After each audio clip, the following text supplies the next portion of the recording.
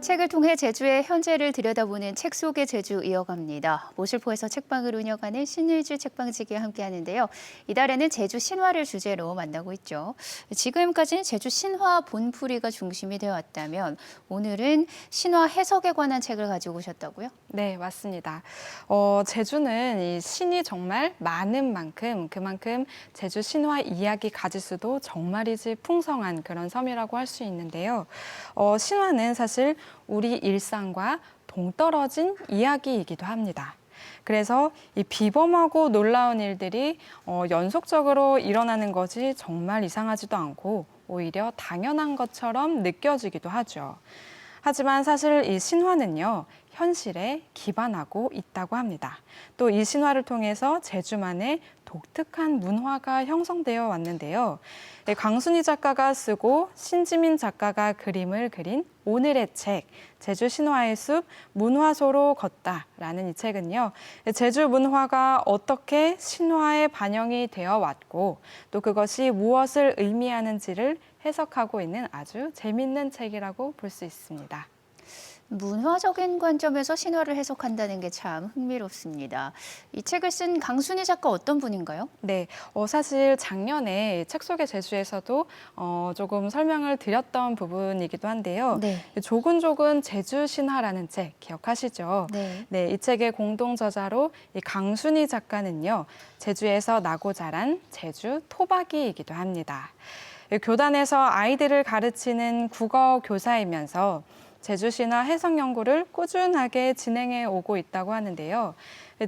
조근조근 제주 신화와 마찬가지로 이제 살펴볼 책 역시 제주 신화에 보다 아주 쉽고 또 가깝게 다가갈 수 있게 서술하고 있습니다. 제주 신화 해석 연구가답게 신화 본풀이를 문화소라는 개념을 통해서 현재와 이어지도록 이야기를 전하고 있기도 합니다. 네, 문화소요. 생소한 단어인데 학술 용어인가요? 아, 네. 이 문화소라는 개념은요, 어떤 지역에만 존재하는 문화 조각을 뜻하기도 합니다. 이 번역학에서 주로 사용되는 용어라고 하는데요. 번역을 할 때 무엇보다 그 나라의 어떤 문화 코드를 잘 아는 것이 무엇보다 중요하죠. 문화를 모르면 좋은 번역은커녕 의미가 왜곡될 수도 있기 때문인데요. 저자는 책에서 신화와 문화소에 대해서 이렇게 설명을 하고 있습니다. 신화를 읽다 보면 의미가 깨어져서 비문법적인 부분이 있는데 바로 이 부분에서 문화소가 있다고 하고 있습니다. 이런 부분은요, 신의 이야기와 또 인간의 문화 질서 이야기가 겉으로 드러나려고 충돌하기 때문에 비문법적으로 전달이 되는데요. 이런 문장들을 모아보면 비로소 그 의미가 바로 전달되게 된다고 합니다. 예를 들어보면요, 고내리 당 본풀이에는 어업 질서에 대해서 문화 조각들이 들어가 있고요. 또 원천강 본풀이에서는 제주 장례 질서에 대한 문화 조각들이 있는데요. 이런 조각들을 서로 맞춰다 보면 신화 해석이 보다 쉽게 해석된다고 합니다. 문화소라는 개념 이참에 잘 이해해두면 제주 신화뿐만 아니라 세계 신화도 보다 더 풍성하게 이해할 수 있을 것 같네요. 이 책은 내용이 어떻게 전개가 되나요? 아, 네. 이 제주 신화라는 아주 거대한 숲을 탐방하기 위해서 자신의 친구와 함께 도내 명승지를 돌아다니면서 자연스럽게 소개하면서 이 문화소로 해석하고 있기도 하는데요. 이 본풀이 설명이 자칫 난해하기도 하고 또 어려울 수 있는 부분이 사실 많기도 한데요. 이 책에서는 이 본풀이를 짧게 요약하면서도 전혀 지루하지 않게 전달하고 있습니다. 중간중간 삽화가 배치되어서 이해를 돕기도 하고요. 또 책은 크게 1, 2부로 나뉘어지게 되는데요. 1부 문화소로 걷다 파트에서는 다시 말하면 이 신화 해석편으로 7개의 본풀이를 통해서 제주만의 독특한 문화가 과연 어디에 뿌리를 두면서 성장해 왔는지 설명을 해주고 있는 파트이기도 하고요. 2부 제주 신화의 숲 탐방로라는 편에서는요, 이론편으로 과연 신화가 무엇이고 또 제주 신화와 봄풀이는 어떤 의미인지 설명을 하면서 이 문화소로 신화를 읽고 또 해석하는 방법을 아주 간편하게 정리하고 있습니다. 네, 이렇게만 들으면 전문 서적이 아닐까 싶은데 뭐 가볍게 읽을 수 있으니까 가지고 오셨겠죠. 책 내용을 좀 들으면 이해가 더 쉬울 것 같은데요. 네, 지금까지 뭐 문화소나 뭐 이제 이런 용어들이 조금 이제 낯선 용어라서 조금은 어렵게 느껴지실 수도 있는데요. 태어나 처음 오는 길이란 제목이 붙은 눈미불돋 당봄풀이 편을 좀 살펴보면서 이 이야기를 좀 전달하려고 합니다. 봄풀이는 과연 어떤 내용인지 먼저 살펴보고요. 이 속에 어떤 문화 조곡들이 있는지 소개하고 있는데요. 책에 소개된 봄풀이 내용을 직접 읽어볼게요. 옥황상제의 막내딸 아기가 부모 말씀을 거역했다. 상제가 크게 노하여 곧 인간 세상으로 귀향을 보내라고 호령을 쳤다. 옥황상제의 막내딸 아기는 줄을 타고 눈미의 당오름 꼭대기에 내려와 큰 바위가 되어 좌정했다. 그때 와산에 어떤 사람이 40이 되도록 슬하에 자식이 하나도 없었다. 허허 탄식하고 있는데 어느 날 한 중이 보시를 받으러 왔다. 그는 중에게 어떻게 하면 자식을 얻을 수 있는가 육갑이나 짚어보라고 했다. 중은 호련히 나타난 큰 바위를 찾아 위하면 자식을 얻으리라고 말했다. 부인은 그날부터 호련히 나타난 큰 바위를 찾아 돌아다녔다. 당오름 꼭대기에 난데없이 큰 바위가 나타났다는 소문이 들렸다. 부인은 정성을 다해 제물을 차리고 바위를 찾아 제를 지냈다. 그 얼마 없어 태기가 있었다. 해선달이 가까워져 부인은 다시 이 바위에 제를 지내러 올라갔다. 무거운 몸이라 산꼭대기까지 오르는 데는 힘겨웠다. 저 산 위에 계신 조상님이여, 영험이 있거든 요만큼에나 와서 자정하십시오. 그러면 우리 자손들도 다니는데 못 견디지 않을 게 아닙니까? 축수하고 산꼭대기에 올라가 제를 지내고 돌아왔다. 부인은 얼마 후 생남을 했다. 하도 기쁘고 고마운 김에 또 제물을 차려서 치사하러 나갔다. 가다 보니 산 중턱에 먼저 축수를 올렸던 곳에 그 바위가 내려와 좌정해 있었다. 거기서 제를 지내고 이왕이면 더 평평한 데로 내려와 좌정하시면 1만 자손이 조상님으로 위하겠습니다. 이렇게 축원을 올리고 내려왔다. 뒷날 다시 가보았더니 바위는 마을 가까이 고장남밭 만년 팽나무 아래로 좌정해 있었다.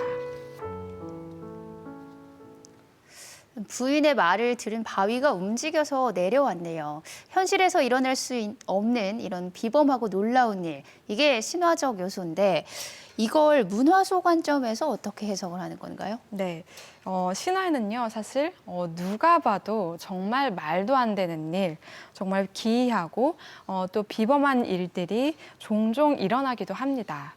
방금 살펴봤던 이 눈미불도 땅 봄풀이에서는 아주 커다란 바위가 어느 날 나타났고 또 스스로 움직여서 좌정을 했다라고 하고 있는데요.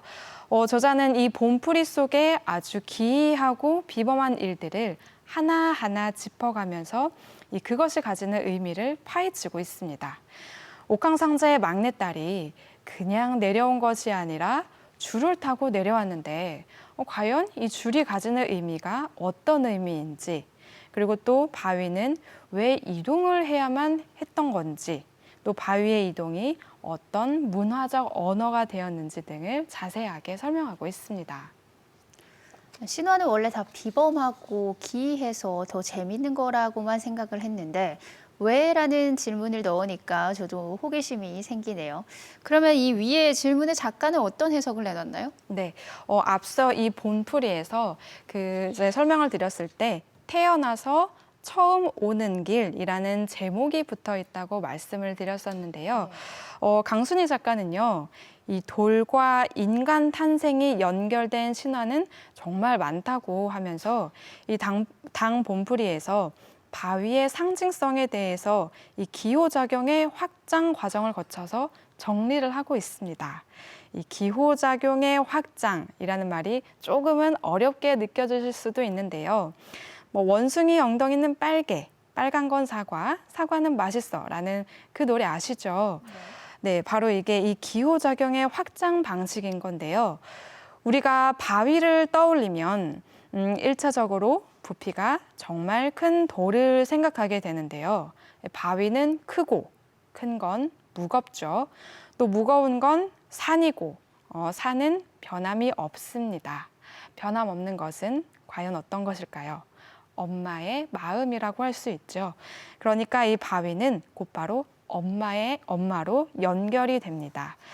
또 바위의 이미지를 중심으로 확장을 하면 이 무거운 큰 돌은 무거운 산모의 배로 해석을 할 수가 있는데요. 옥황상제의 막내딸이 줄을 타고 내려왔다는 이 표현은요. 탯줄을 의미한다고 해석해 볼 수 있습니다.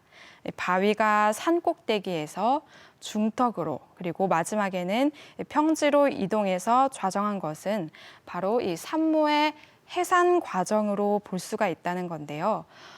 사실 현대에서는요, 이 의료기술이 정말 발달해서 이 출산 과정이 과거에 비해서 순탄해졌긴 했지만 과거에는 사실 죽음을 무릅쓰고 출산을 해왔기 때문에 바위가 평평한 데로 내려오길 간절히 소망한 이유가 바로 여기에 있다고 이 책은 덧붙이고 있습니다.